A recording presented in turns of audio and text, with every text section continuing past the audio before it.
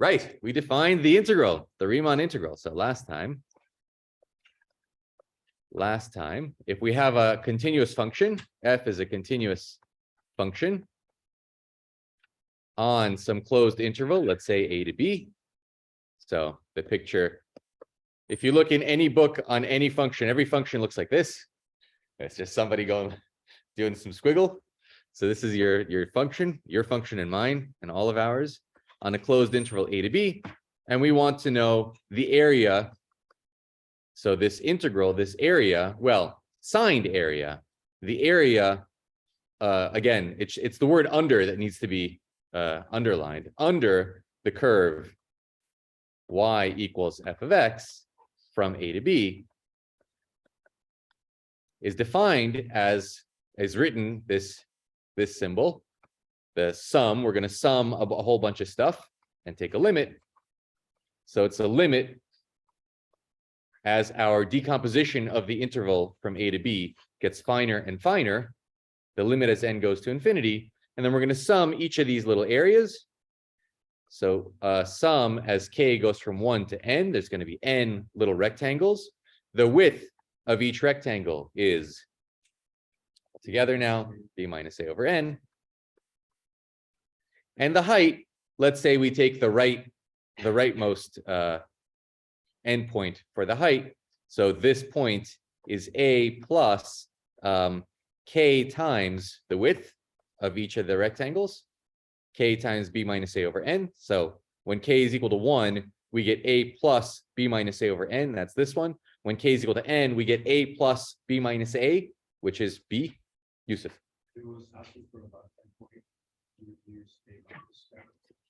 You would use k minus 1 instead of k. Yeah, so this is the right endpoint. Right endpoint is this. The left endpoint is the same thing with a k minus 1. What's a midpoint? What if it wanted a midpoint?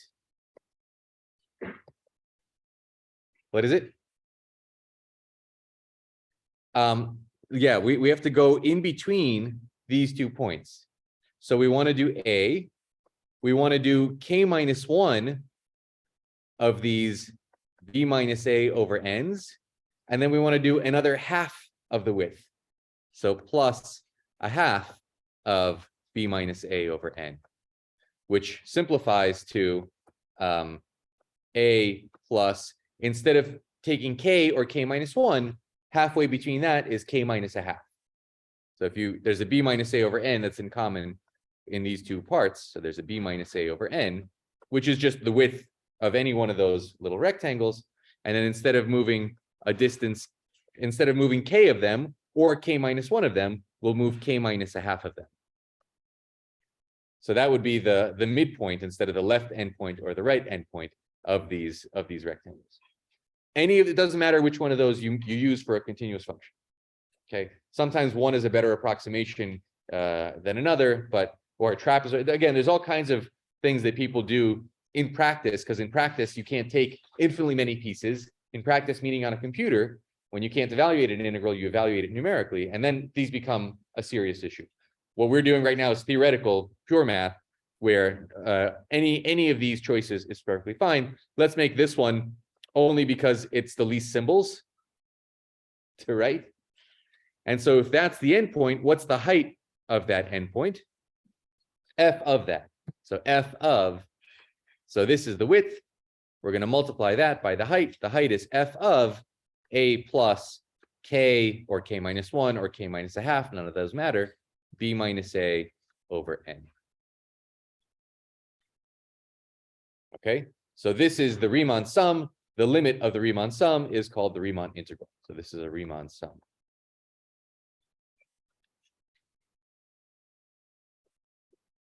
Of order n, if you like, when you've chopped things up into n pieces. Okay. We had some practice with this. We computed, recall, we computed things like an integral from 0 to b of x cubed dx. Anybody remember what we got? So if this is 0 and this is b, and here's the function x cubed, y equals x cubed. And if you stop at b, the area under this curve turns out to be b to the 4 over 4. Okay, we computed that from the definition using formulas like, you remember these, if you sum the integers from 1 to n, then you get n plus 1 over 2. If you sum the squares, who was my, Peter, you were my go-to guy for this. You got this now.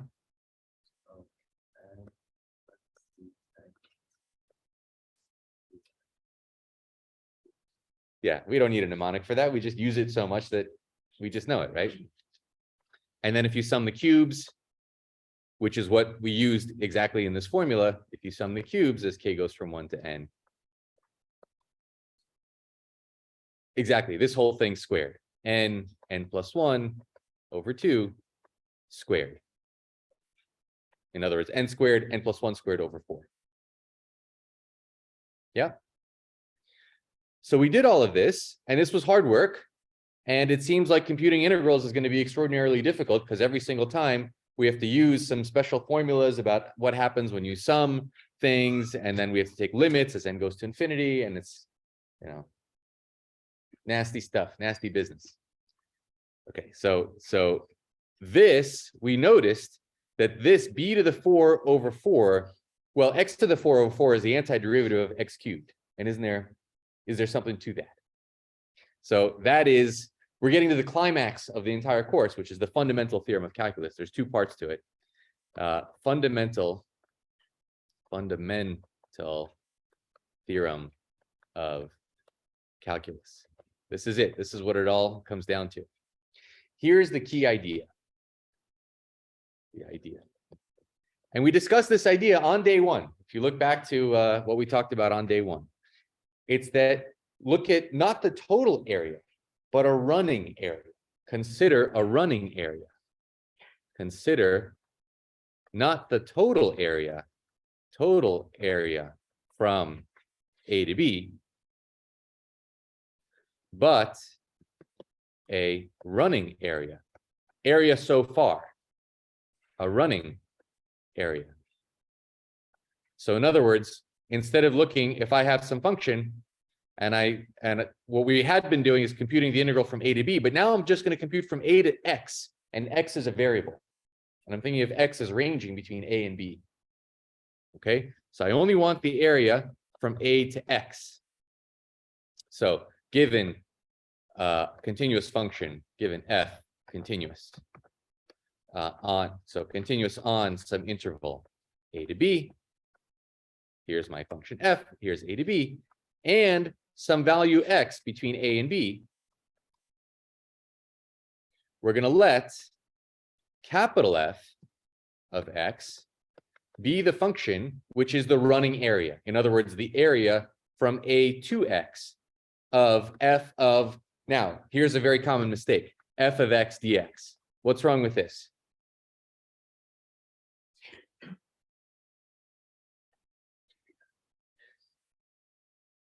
The x is the main variable. We want to integrate up to x, so we shouldn't call what we're dropping, what we're cutting things up to, also as x. That's using the that's overloading the variable x. So we should use a different dummy variable for when we're doing this calculation. Okay, we should do something like t dt or u du or theta d theta, whatever you want. Okay, don't overload the variable name x. This means we're going to chop this up. A typical place will be t, the typical height will be f of t, and the typical width will be dt. Right? This notation always goes back to rectangles of a certain width and a certain height. We're going to chop things up into infinitely small rectangles. Everybody knows the area of a rectangle. It's width times height. The height is the value of the function. The width is dt. Right? The change in t. So do not, please, I say this all the time, and someone's going to write, you know, the integral from a to x of f of x dx. And I'll explain in a minute why that's, well, I think you can already see how you could get confused, but why that's actually wrong for a variety of reasons. All right, so this is the running area. The point is, if you want to know the area from A to B, you should first figure out the area from A to A plus 1 and A plus 1.1 and A plus 1.111 and see what will happen to this function. Okay, is that clear, Raga?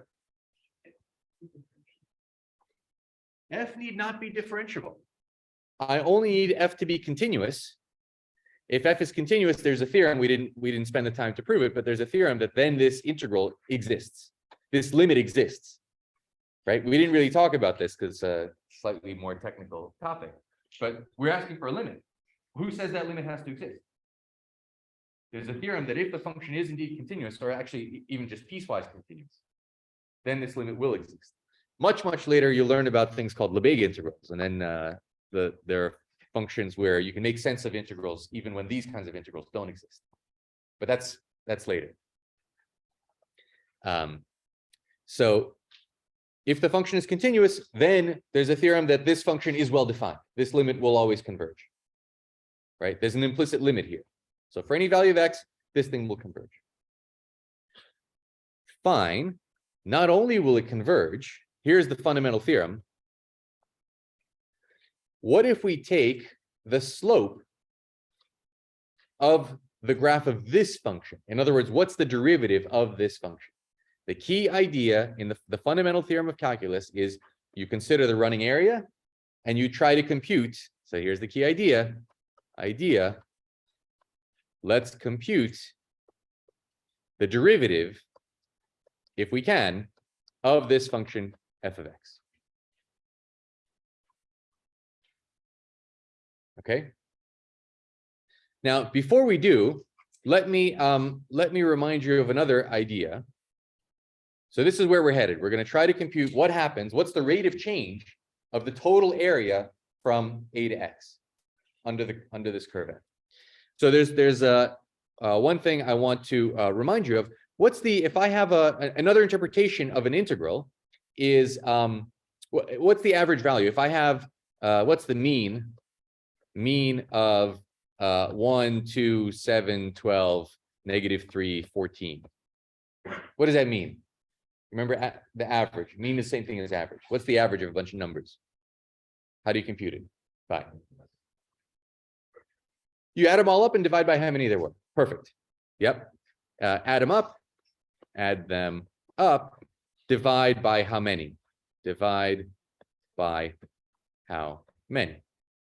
Right? That's what a mean means for a bunch of numbers. What's the mean of a function on an interval?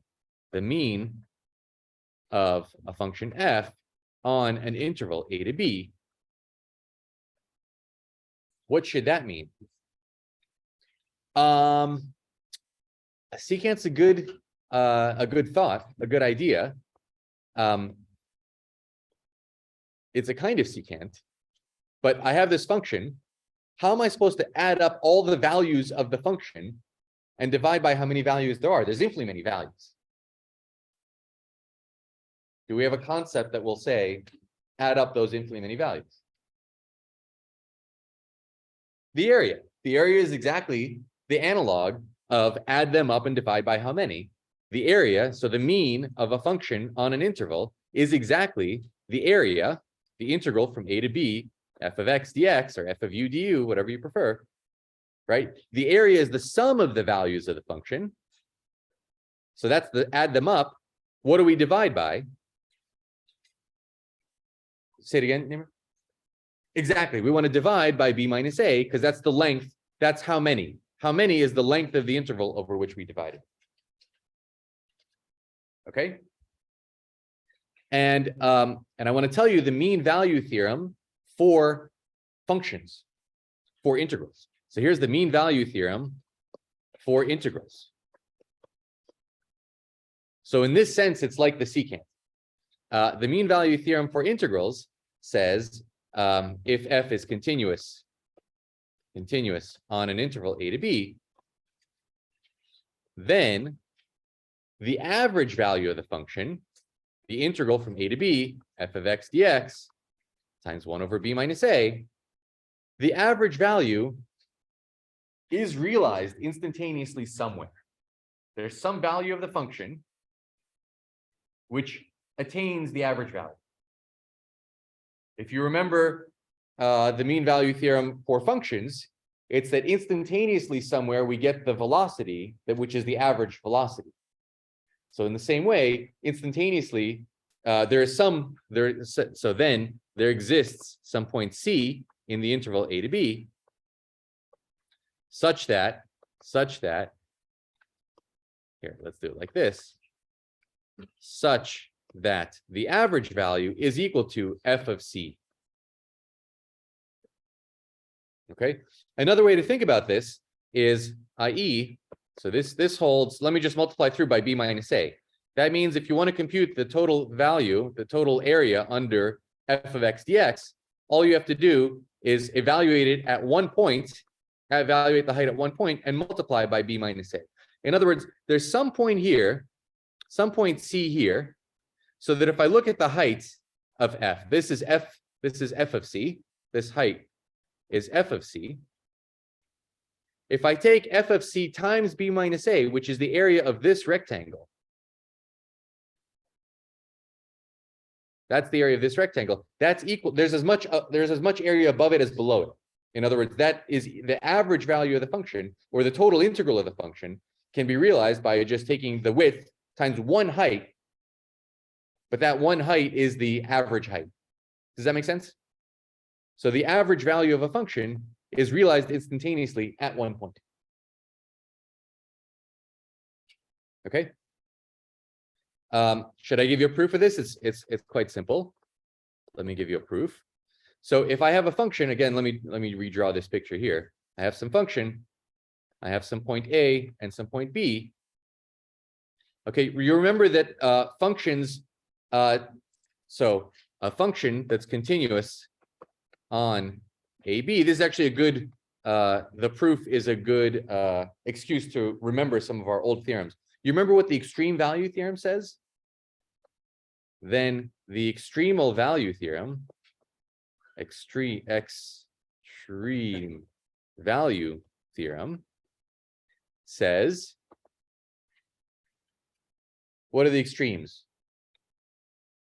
The max and the min, exactly. There's there is a max, and it's realized at some point. Let's call this point C. Then there exists, let's call it D, not to confuse things. D is a bad letter. Let's call it U. We start going up the alphabet. Let's call it U.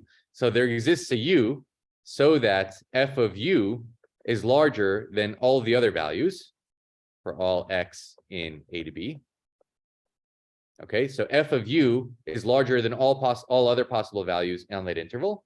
And there exists a V such that f of V is the min, yeah, is less than or equal to f of x for all x in the interval. Okay, where's my minimum value here? It looks like maybe this. It looks like A is equal to V in this case. This is the minimum value, this is the maximum value. Okay. Well, let's look at the integral. The integral, the total area under the curve, is of course at worst, it's no bigger than taking the largest value times the area. The largest value is f of U times b minus a. U is this maximum, right? That's an upper bound for the area. It's also no less than the smallest value times the area. The smallest value is f of v times the area. Does that make sense? So we have these two values, f of u, which is the largest value, f of v, which is the smallest value. Do you remember the, what was this theorem called? The theorem that says if you have a function, so on u to v or v to u, whichever one comes first, or v to u, there exists a point. There exists, so the true value of this integral, or the true average value, let's write this like this. If I divide by b minus a, then f of v, the smallest value, is less than or equal to 1 over b minus a times the integral. That's the average value, times f of u. Of course, the average value is somewhere between the largest value and the smallest value. But these are values of the function. So whatever you have a function, whenever you have a function and it's continuous, it must attain every value between its lowest and its highest value if it's continuous. You remember that theorem? Okay, so that means it attains this value somewhere. So this is a value between a lowest and a highest value. So by continuity, I forget what we called this theorem. Does anybody remember? What is it? Intermediate value theorem. Great. Intermediate IVT, intermediate value theorem. Thank you. Intermediate. This is an intermediate value. By the intermediate value theorem, there exists a C such that f of C is exactly equal to this intermediate value. And that's it. We're done. Average value. Okay, does that make sense?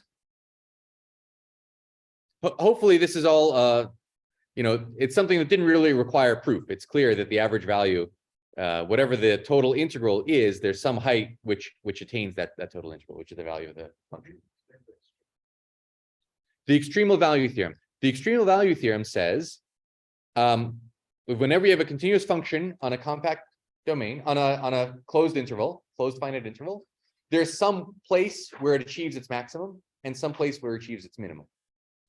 So what can happen if you don't have a closed interval? If you think of the function on 0 to 1, that's not a closed interval.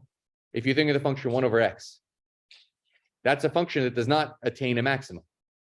It blows up to infinity, and there is no value. There's no point in this interval where this is the maximum value.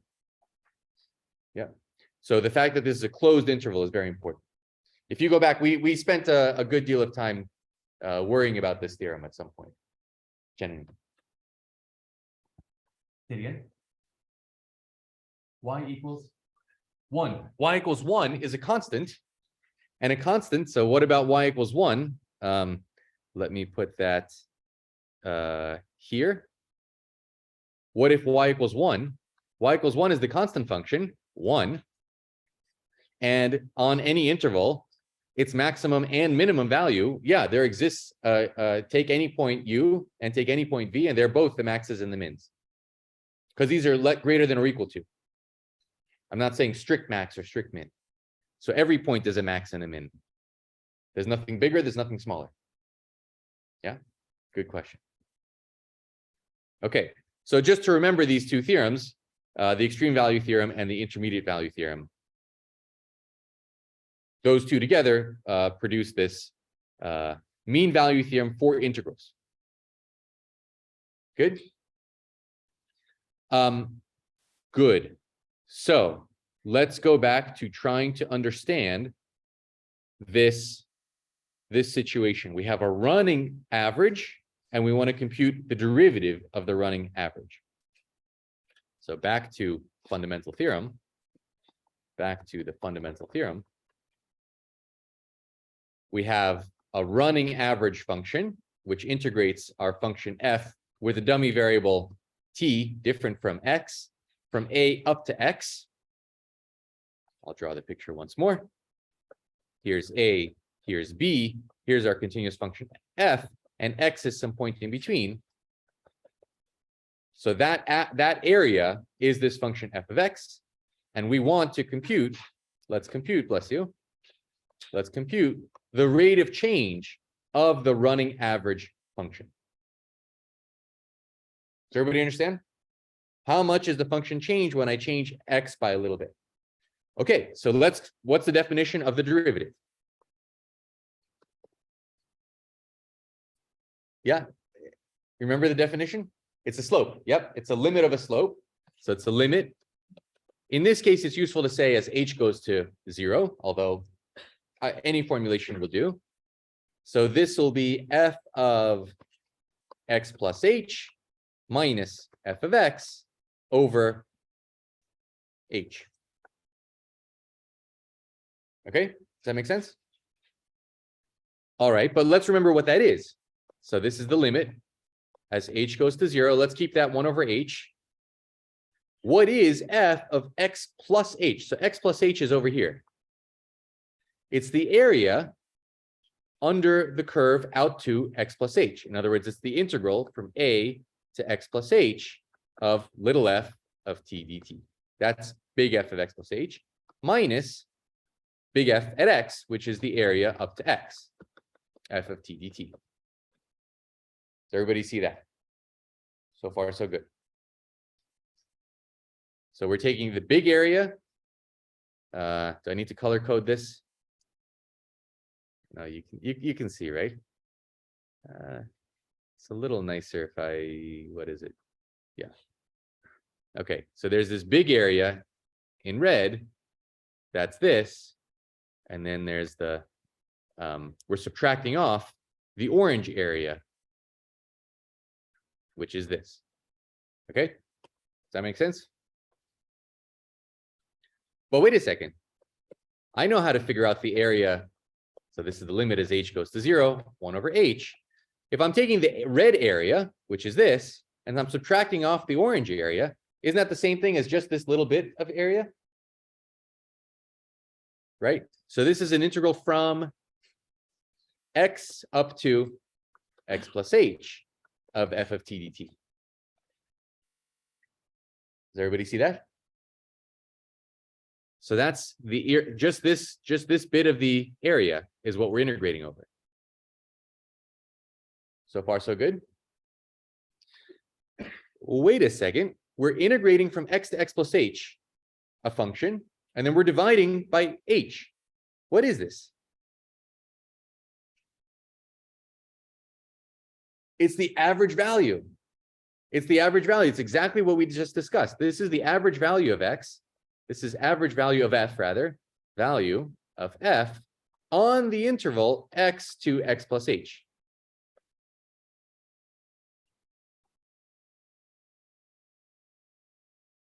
What's our mean value theorem for integrals?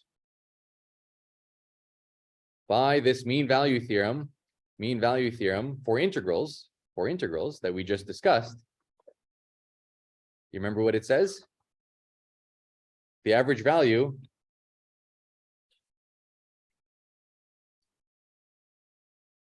yeah, look back. That's good. Look back to your notes. Should I scroll up? So this is the average value, and the average value is attained somewhere, right? So there exists some point C in the interval x to x plus h, so that this thing is equal to C, such that the average value, so this is, let's keep going, the limit as h goes to 0. This whole average value is just the value of the function f at some point C. That point C is somewhere between f of x, x and x plus h. There's some point C, so that the height here is the average value of the heights on that interval, x to x plus h. Does that make sense? Well, C, of course, depends on h. I don't know if I should put C sub h or something. Right? We get different intervals. Every time we get a different value of h, we get different intervals. And on each of those intervals, there's a different average value. So now we want to take the limit as h goes to 0 of C sub h. What's happening to C sub h? It's getting squeezed. It's always at least x. It's at most x plus h. What happens as h goes to 0? C sub h has no other choice but to go. So since C sub h is always at least x and is always at most x plus h, the limit as h goes to 0 of C sub h is x. Has no other choice. It's getting squeezed between these two values. H is going down to 0. We're bounded below by x, bounded above by x plus h. Squeeze theorem. C is getting squeezed. Okay, this is the squeeze theorem. Squeeze theorem. What do we know about continuous functions?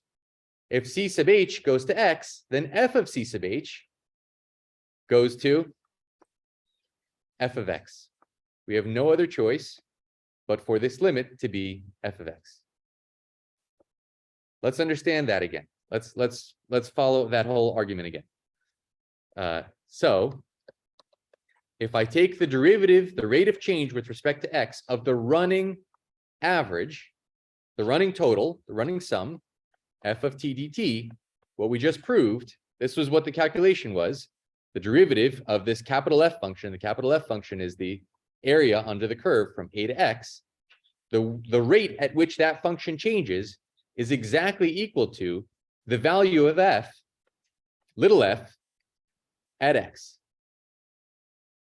So when you take a little bit more, when you shift x just a little bit, the value, capital F, increases by the height of the function at that instant.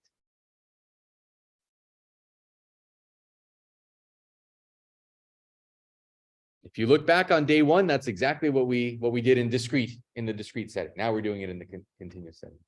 Okay, does that make sense? Bye.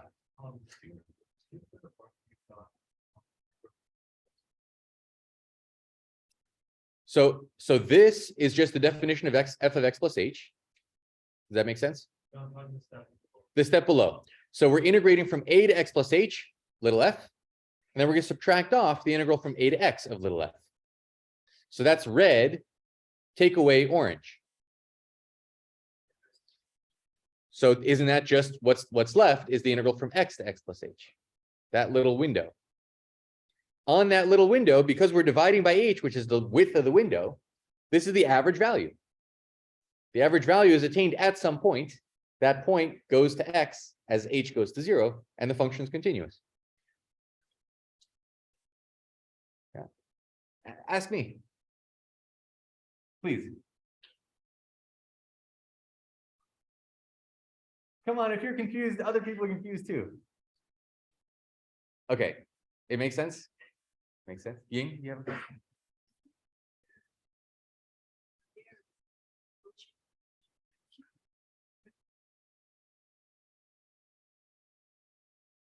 Yes. So if you want to think about capital F, okay, we can talk about this as well. Another viewpoint, that's a very good point. Another viewpoint. Since we've talked about pictures like this. If this is my graph of F, okay, let's be a little careful now. I'll go from A to B. Here's my graph of F. Should I make F negative? All right, let's keep it simple. That's my graph of F. What's my graph of capital F? So here's the graph of y equals capital F of x. What is its value at A? So remember what capital F is. Capital F is the integral from A to x of little f of t. It's the running total of the area under this curve. So when x is equal to a, what's the running total? How much of the function have we added if we go from a to a? 0. We haven't gone anywhere. We haven't added any of a to itself. Right? So it starts at 0. Then it starts growing. And looks like it's just going to continue growing because I made the function positive. Let me make things a little bit more interesting. Let's start here and then go negative and then come back over there. In other words, what we just learned is that the derivative of this function, f, is little f. So what I should draw here is a function whose slope is this. So this is positive slope until I get to this point, and then slope should turn negative. So I'm growing. At some point, my slope becomes 0, and then my slope is negative, so I'm decreasing, and then my slope again becomes 0, and then I'm growing again. Okay, so that's the graph of y equals capital F. Does that make sense? Something like this? Never. Yeah, let me come back there in just 1 second. So if little f is, so this is the running average. The running average starts increasing until I get to this point. Now I'm adding negative area because it's area under the curve, but I'm already under the curve. So that's negative area to get back to the x-axis. So now I'm actually decreasing my running area. I'm decreasing the running area until I get to here, and now I start increasing the running area again. So this function starts increasing. So the slope, we're asking for what is the instantaneous slope of this function at any point x, by how much is it rising?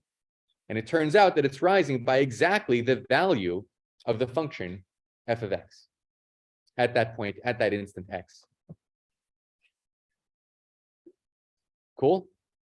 This is a crazy idea. It's an extremely powerful idea.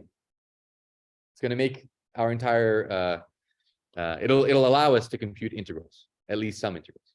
Let me go back to Nimmer's question. Ying, did I answer your question? Yeah, so you can absolutely think of this as a slope, and the slope of the tangent line to the graph of y equals f of x at x is equal to the height of y equals little f of x. We just show that this function is an antiderivative of that function. The derivative of the integral function is the original function that we integrated. Let's go back to Nimmer's question. So we're talking about this c, right? So when we're computing the derivative, we take the value at x plus h, subtract off the value of capital F at x. That's the red minus orange. See, colors are useful. That's the red area minus the orange area. So you're happy with this so far? Integral from x to x plus h. This integral is the average value of f on the interval x to x plus h, because you're integrating, you're adding up all the values of the function and you're dividing by the width of the interval. What we just showed by the mean value theorem for integrals that we just proved says that this average value is attained at some value. So there exists some value c, so that the average value is equal to f of that value c. Now that c depends on h, because the whole everything here depends on h. So we get some value of c, and c is trapped between x and x plus h. So as h goes to 0, c has no other choice but to go to x. Does that make sense? And then because the function is continuous, if I take f of something that's getting closer and closer to x, f of that thing will also get closer and closer to f of x.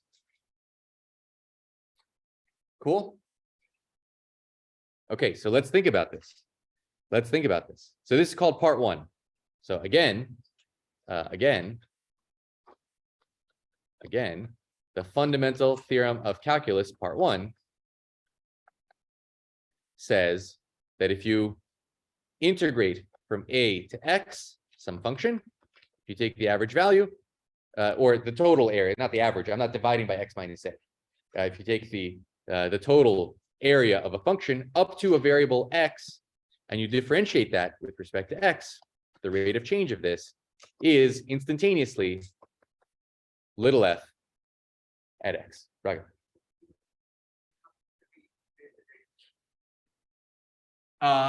We're getting there next. Yes. Okay. So that's part 1. Part 2 is the following. So here's an easy immediate consequence, which is exactly what Raghav is getting to. The fundamental theorem of calculus, part 2.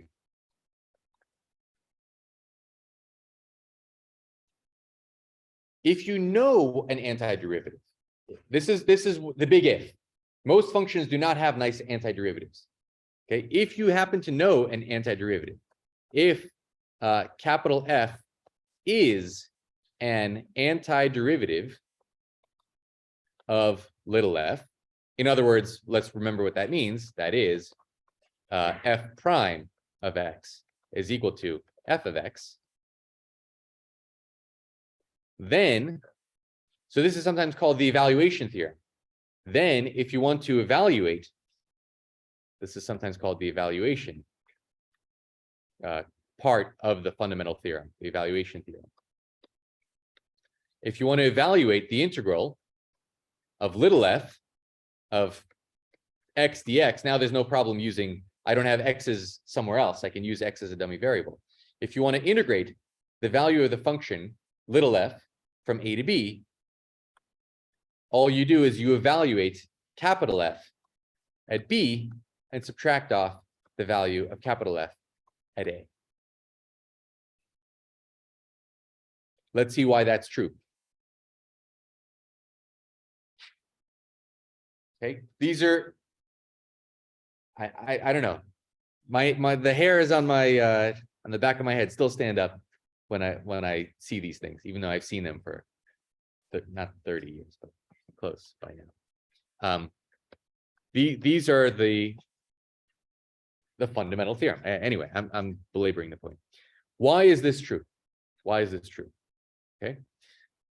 Let's look at the function g of x, which is the running total, the integral from a to x of f of, now I want to say t dt. Okay, let's look at this running total function, g. What do I know about the derivative of g with respect to x? Nimmer?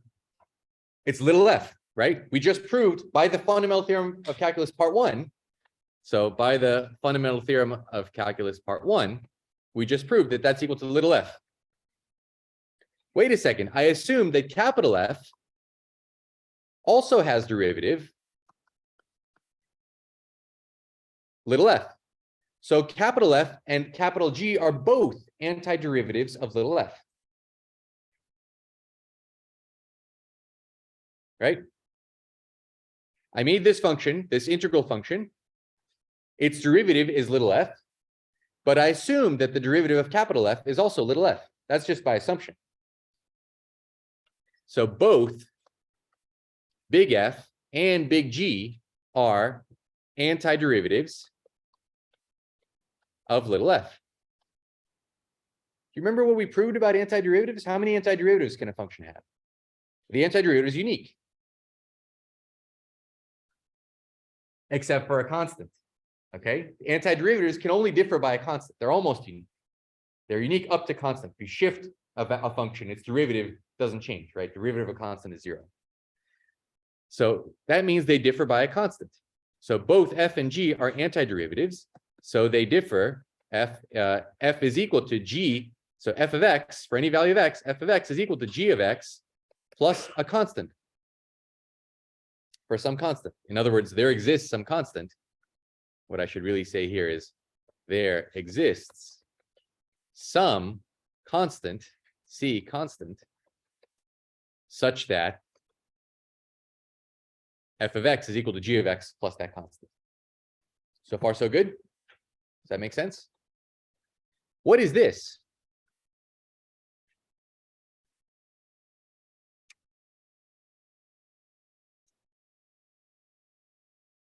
It's the area. We said g of x is the integral of f of t dt from a to x, but this is the integral from a to b. So this is big G. This is equal to big G of b. This is big G of b, right? Big G is the integral from a to x for any value of x. So if I stick in b for x, this is the integral from a to b. That's exactly what the left-hand side is. By the way, what's g of a? G of a is 0. So there's no problem if I subtract off g of a, because I'm subtracting off 0. But g differs from f by a constant.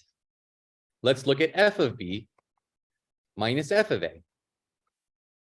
We said that f of anything is g plus that constant. This is equal to g of b plus c, right? F of b is equal to g of b plus c minus, what's f of a equal to? G of a plus c. What happens to the plus c's? They're gone. Now we have g of b minus g of a, which is exactly the thing about identity. Why is g of a 0?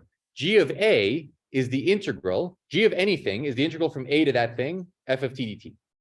So when I plug in x equals a, I'm taking the integral from a to a. So that's a width of 0. So that area has area 0. Okay. Does that make sense? So now we can state the full fundamental theorem. So full fundamental theorem of calculus. 2 parts. Part 1 is that if you integrate a function from a to x, f of t dt, and you differentiate that with respect to x, you get f of x back, little f of x back. And part 2 is if you happen to know an antiderivative, if capital F prime is equal to little f, then you can actually evaluate integrals. the integral of f of t dt, or f of x dx, or f of u du, there's no x's here, so there's no problem putting f of x dx here, will be equal to what we just said, big F, the antiderivative at b minus the antiderivative at a. You don't understand the first one. So that's what it's a difficult, it's not difficult, but it's a theorem. It's not obvious at all that this is the case. What this is saying is if you make x into a function, if you take the area, the running area into a function, so I want to know the area just up to x, and what's the rate of change of the area only up to x? If I change x by a little bit, by how much does the area change? The area changes by exactly the height of the function at this point. The instantaneous rate of change is, what's the next little rectangle I'm going to add up? The next little rectangle I'm going to add contributes an area of f of x. The instantaneous slope is f of x, little f of x. Okay, that's the theory. What does this mean for us in practice? Okay, how do we prove these things?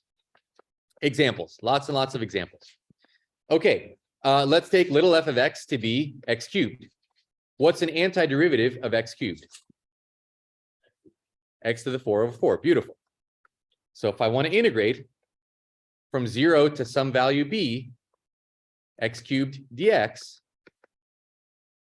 I should put in, and by the way, this is often written capital F evaluated from a to b. Evaluated from a to b means you put in f of b minus f of a. This is just notation, shorthand notation that you should be aware of. Okay, so if I know that the antiderivative of x cubed is x to the 4th over 4, then the integral of x cubed will be x to the 4 over 4 evaluated from 0 to b.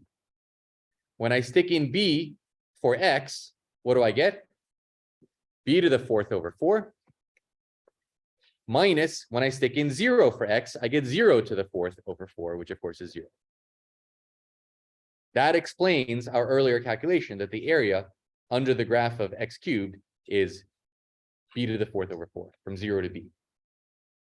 And it's a much faster calculation, I hope you agree, than chopping things up into pieces, remembering our formulas for the sum of the first k cubes, whatever. By the way, I drew this implicitly when, this is the graph of y equals x cubed. The way that I drew it suggested that b was supposed to be positive. What if b is negative? If b is negative, if b is less than 0, I'm taking the integral from 0 to, let's say, -3 or something, 0 to -3 of x cubed dx, and I'm told that the answer is, what's -3 cubed? -3 to the 4th, rather. -3 to the 4th is still 81, is a positive 81 over 4. How can the area under here, the area is supposed to be signed area, is supposed to be negative, by? Yes, we also take into account the orientation of the endpoints. The endpoints are in the wrong order. So the area, if I go backwards in x, is negative. So the area from b to a of a function, the area, if you're going in the wrong order, is by convention. You could say, well, then it doesn't make any sense, right? If you give me interval notation, if you tell me go from 0 to -3, our convention is to say that's not an interval, that doesn't exist. There's nothing that's bigger than 0 and less than -3. But it's useful in calculus to say, oh, what you really mean is -3 to 0, but in the reverse orientation, going right to left as opposed to left to right, which is how our number system is by convention laid out. There's nothing special about it. It's just a choice we made. So here it's useful to say, if you're integrating from b to a instead of a to b, that's the negative of the integral from a to b of f of t dt. Okay, so this integral is the negative of the integral from -3 to 0 of x cubed dx, which indeed picks up a negative signed area. Okay, so the true area under this curve is -81/4. There's no contradiction with anything that's being said. The formula is correct, as stated, just has to be interpreted in the right way if b is negative. And the interpretation is to keep track of orientation. Does that make sense? Okay, let's do a bunch more examples.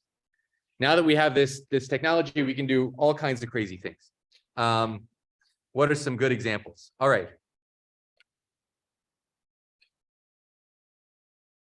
The integral from 0 to pi of cosine of x dx. What's an antiderivative of cosine? Sine. The derivative of sine is cosine. And I'll evaluate this from 0 to pi. So when I stick in pi for x, I get sine of pi. When I stick in 0 for x, I get sine of 0. What's sine of pi and sine of 0? 0? Why is the integral 0? Wait a second. Cosine of x from 0 to pi. What does cosine look like? This is pi. This is pi. This is 2 pi. So I start at 1. I go through 0. I come back like this. Oh, from 0 to pi, the areas perfectly cancel. Now, here's a tricky question. Okay. So the integral is 0. The integral is indeed 0 because the signed areas do cancel. But here's a tricky question. What if you're asked, so here's another question. What is the area between, not below or above, but between the graph of y equals cosine x and y equals 0. In other words, the x-axis, y equals 0 is the x-axis from 0 to pi. Oh, that's just the integral, and the integral is 0. No. If it wants the area between, it really wants the positive area. Okay, so this is the distinction between an area between two curves, which is asking for a positive area, and an area under a curve. An area under a curve is the distance to the x-axis, but that's a sine distance. Okay, so this is not the integral of cosine, it's the integral of the absolute value of cosine. We only want the positive values. Okay, so if you're asked for something like this, you have to figure out, wait a second, cosine changes sign at some point. The absolute value of cosine is equal to cosine when cosine's positive, but it's equal to negative cosine when cosine's negative. Right? That's how the absolute value function works. So this, in fact, you have to break up as an integral from 0 to pi over 2 of cosine x plus an integral from pi over 2 to pi of negative cosine x. Negative cosine x. You see that? Once x is between pi over 2 and pi, cosine is negative. So its absolute value is the negative of its actual value. So be careful with the language. If it says between two curves, you want to use or between a function and the x-axis, then you want to use the absolute value of the function to compute areas. So you don't know where it's negative or positive. How do you know where it's You have to be able to figure it out. We can't give you random functions. In fact, we can't give you almost any. Most functions do not have antiderivatives that you can express in terms of elementary functions, like sines, cosines, e to the x's, logs. Any of those functions have derivatives. Almost none of those functions have antiderivatives. So if someone's asking you to compute an integral until you get to complex analysis, where you start being able to compute integrals that you have no business computing from this technology, it's a whole other set of tools. Until you get to that, the only functions that you can integrate are functions that have antiderivatives. And the next little bit, what we're going to do a little bit today and more of on Friday is tricks for figuring out what those antiderivatives could be. In the same way that we had tricks like the product rule, the quotient rule, the chain rule, all those rules for derivatives have corresponding rules for integrals, for how to find antiderivatives. Okay, so we'll get there. That's where we're headed. But in general, if I just write down some random function, no, you can't integrate it. And what people deal with all day in the real world when they have to find an area of something or compute something is they have some function and there's no nice antiderivative, so you have to compute the value numerically. And what do you do numerically? Well, you break it up into a whole bunch of pieces and you add the values, you add up those rectangles, and that's good enough. So the Riemann sum is literally what one does on a computer most of the time, because most of the time functions don't have antiderivatives. Okay. All right. So let's continue the calculation. We're happy with the fact that the cosine function is the absolute value of cosine is just the plus part. Once we get past pi over 2, we have to put a minus sign to make sure we're getting positive values. So we're getting positive areas the whole time. What is the and I have made the fundamental error that all of you will make. I forgot the dx. Without a dx, this has no meaning. This is a height and no width. You must put the dx so that I know what you're integrating with respect to, and so that I know that there's a width to a corresponding height. Okay, please, please, please do not forget the dx. It's crucial that you remember what you're adding up. You're adding up rectangles. Rectangles have height and they have width. The dx is the width. The dx also tells you if this was okay. I'll make that point in just a second. Let's finish the calculation. 0 to pi over 2 cosine of x dx, the antiderivative of cosine sine altogether. Yep, sine. So sine from 0 to pi over 2. How about this integral? We can also evaluate this integral. What's the antiderivative of negative cosine? Negative sine. Yeah, no problem. Negative sine x. Let's not be too sloppy. Let's put an x there, although it doesn't matter. Well, let's put an x there from pi over 2 to pi. And now we can evaluate these things. So what is sine of pi over 2? Well, let's write it out. Sine of pi over 2 minus sine of 0. That's this first integral. 0 plus, here's the next integral. It's negative sine at pi minus negative sine at pi over 2. So everybody see how I got those pieces? It's just the fundamental theorem in action. You evaluate it at this endpoint minus the evaluation at that endpoint. And here you evaluate it at the upper endpoint minus the evaluation of the function at the lower end. Okay, sine of pi over 2, what does sine look like? Like that kind of thing. Pi over 2 is here. Sine of pi over 2, 1. And sine of 0 is 0. So in fact, this first little corner, if I ask just what is the area of this bit? The area of this bit is 1. How cool is that? The area of each of these little segments of a sine function or cosine function, they look the same, of course, is 1. Can you guess what this area is going to be? 1. But let's see if we can verify that. Okay. Negative sine of pi, 0, minus negative sine of pi over 2.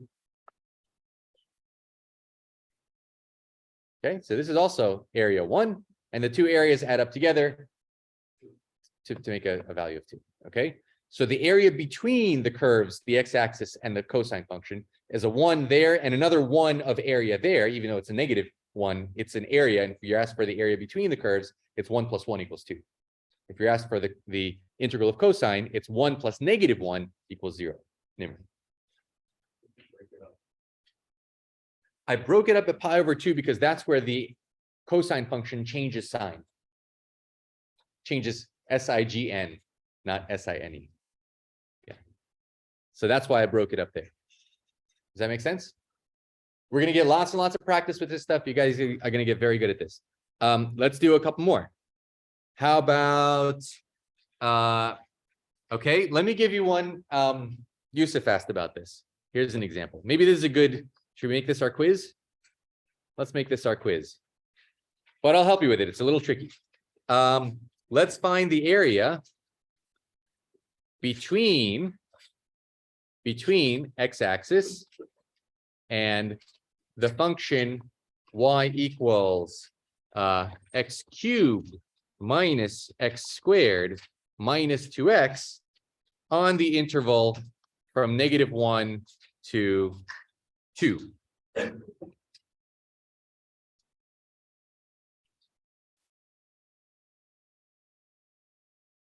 Let me help you with a little bit.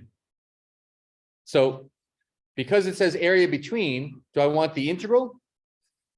I want the integral of the absolute value. So I got to make sure that the whatever I'm adding up is positive. Okay, so it's the integral from -1 to 2 of the absolute value of x cubed minus x squared minus 2x dx. between the x-axis. The x-axis is y equals 0.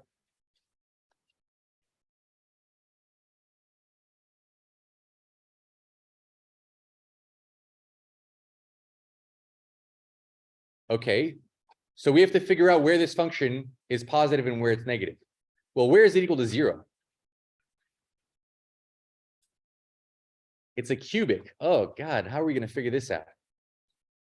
Wait, I can factor out an x, right? I can factor out an x out of everything. I have x squared minus x minus 2. Oh, this factors nicely. Thank you. This is x minus, let's see, I have a negative 2 here, so I can do minus 2 and plus 1, and that'll get me a negative 1 in the middle. Does that make sense? So it's 3 zeros. So if I'm looking at this function, its 3 zeros are negative 1 is a 0, 0 is a 0, and 2 is a 0. And the question is it positive, negative, in between? Well, look at this. It's an x cubed, positive x cubed. So when x is huge, it's going to be huge. And then it's got to cross 3 times and then go down to negative infinity. So it's going to cross down, up, down, and then go down. Does that make sense? So you would figure that out? I gave you something that's easily factorable. We got the roots. We know the behavior at infinity just by looking at the leading coefficient. Does that make sense, Yusuf? So it's got to come through here, come back up, come back down, and then keep going down. So now we know there's positive area here and negative area here that we have to make positive because we want the area between. So try to compute. Give yourselves, I don't know. There's no point in giving yourselves a point if we did it all together. But try to compute it from there.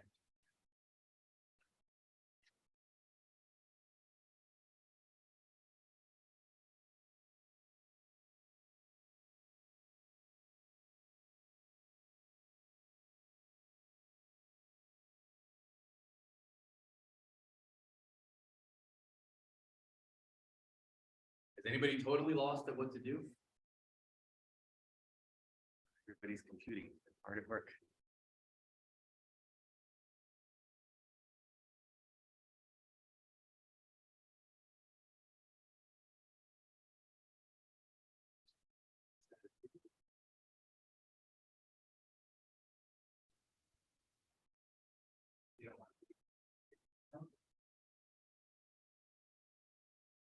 It shouldn't be. If you do it right, it should. In fact, what you've written here is not correct.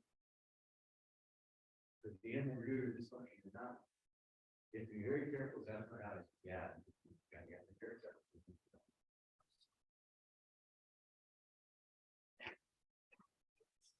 You definitely want to bring it between 1 to 0 and 0 to 2. And negate the function from 0 to 10.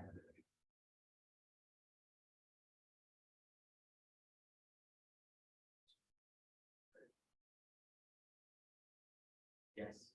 Yes. Yes.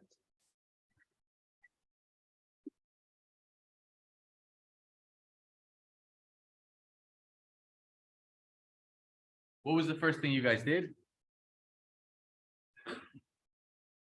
Nimmer, what'd you do? Before you find the antiderivative, I would hope you would break this up into the plus part and the minus part. Yeah, so let's break this as the integral from minus 1 to 0. Here, the function's positive, so I just leave it alone. X cubed minus x squared minus 2x dx. Now, here's another thing. If I don't put the parentheses, and I checked, your book is very good about this. Other books are not as good. I see people writing this. What's wrong with this? Yeah, PEMDAS, right? PEMDAS means the 2x is the only thing that's getting hit by a dx. These things are floating around with no width. So please make sure you put parentheses around these things. So this is a height, dx is the width. Okay, so negative 1 to 0 is the positive part. Nimmer, then you broke it up into 0 to 2. But now we're going to negate the function, right? Negative x cubed plus x squared plus 2x in parentheses dx.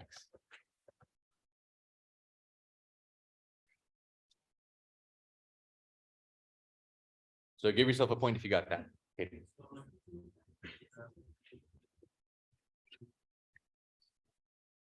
No. No.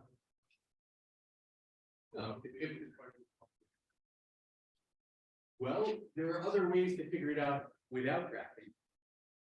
To me, graphing is the easiest thing to do. To try to see what's going on. But you could say, okay, I know that it's 0. I know that it vanishes at -1 at 0 and at 2.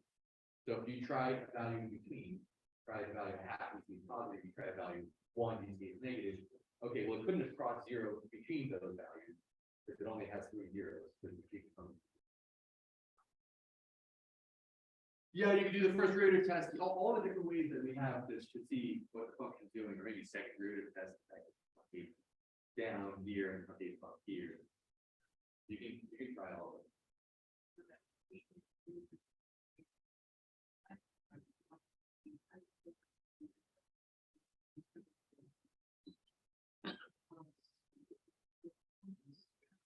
Yes, you can look at the derivative, see what the signs are. If it's positive, then being negative would be positive. That's another way to do it.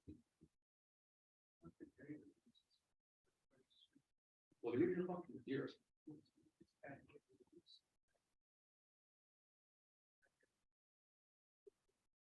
Around the roots, yes, around the roots, exactly. Yeah.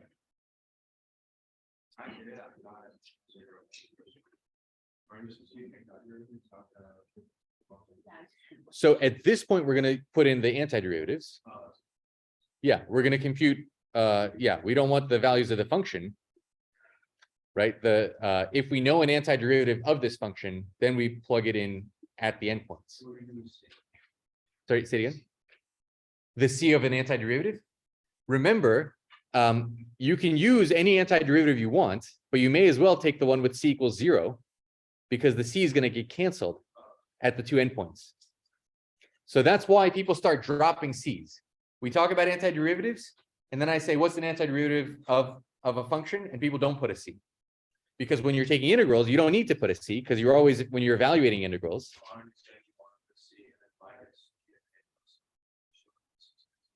So no, because when we evaluate this function, we're going to put in, so what's an antiderivative of this?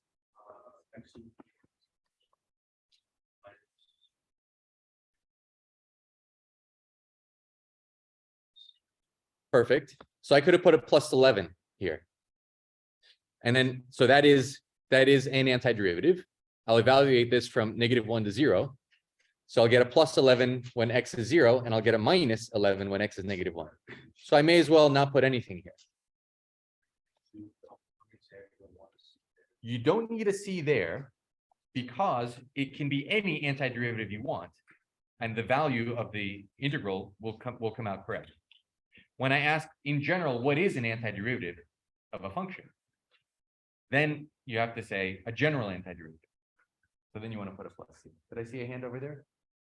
Ying.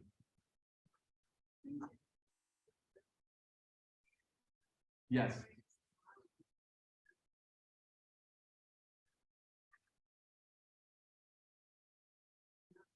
Yeah, so it's the difference between area under a curve and area between two curves. That's the terminology. Well, I'm going to try to make sure that that's clear, what we're asking for. I'm not trying to sneak a quick one past you. Okay, let's do it because we're running out of time.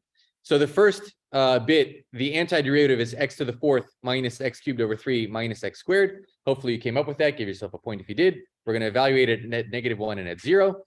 For the second function, the antiderivative is the same thing, just with minus signs. Negative x to the 4th over 4 plus x cubed over 3 plus x squared. Can you imagine how difficult this would be to do with limits and k dividing things, chopping things into n pieces and taking, right? That's the beauty of the fundamental theorem. It allows you to do all kinds of things that would take forever other ways. We're evaluating this from 0 to 2. Okay. When x is equal to 0, all of these things are 0. When x is equal to -1, I get -1 to the 4th over 4 minus -1 cubed over 3 minus -1 squared. And now how about here? When x is equal to 2, I get minus 2 to the 4th over 4 plus 2 cubed over 3 plus 2 squared minus 0.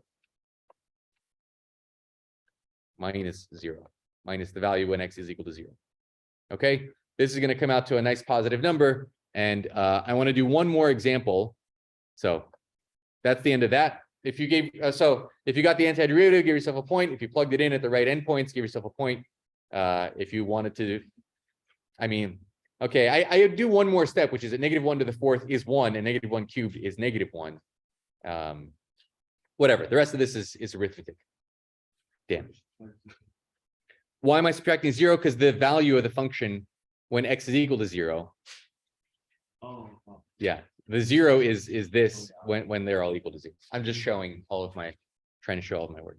Let's do one more example. So pass your quizzes down, and Peter, if you would be kind enough to collect them. Let's do one more example. If I take the integral from 1 to x cubed of e to the t log t cosine of t dt. So this is some nasty function of x. And if I differentiate this function with respect to x, what do I get?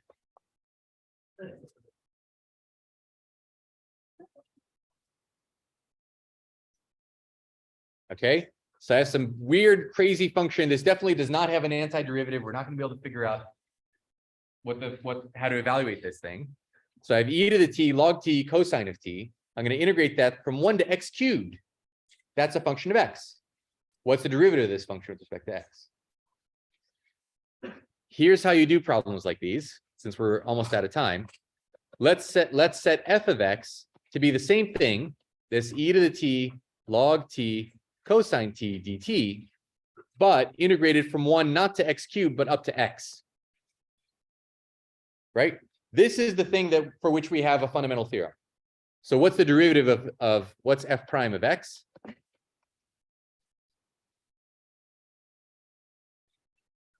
Yeah, this whole thing, e to the x, not e to the t, but e to the x, because it's a function of x. T was the dummy variable that we were integrating with respect to. E to the x log of x cosine of x. Beautiful. But what is this function that we're asking for? In terms of capital F, this thing is big F of, not of x, but of x cubed. That's a 3, sorry, x cubed. So what's the derivative with respect to x of big F of x cubed? Chain rule. Chain rule. There's a chain rule for functions. We know the chain rule. This is the derivative of f at x cubed times the derivative of what's inside, 3x squared, exactly. So what is the derivative of f? Yusuf, question? I'm not subtracting the 1 because the fundamental theorem doesn't care. So this isn't, there are two things. There's the evaluation theorem, if I knew an antiderivative, and then there's the derivative theorem, the part 1. Part 1 says if I integrate from anything, from any fixed value up to x, and I take the derivative with respect to x, I don't care where I started. That doesn't matter when I'm looking at the derivative at the instant x. It's just the value of the function. The derivative is the derivative of the integral function is the value of the integrand of the function that I'm integrating at x. Okay, so we're not subtracting 1 here. That's the evaluation theorem. Are we done? We have to work out what f prime of x cubed is, but we know what f prime of anything is. So it's e to the whatever is x cubed, e to the x cubed log of x cubed cosine of x cubed, all times 3x squared. That's the derivative of this function of x. Okay, you're going to get a lot of practice with this. I realize some of you are seeing it.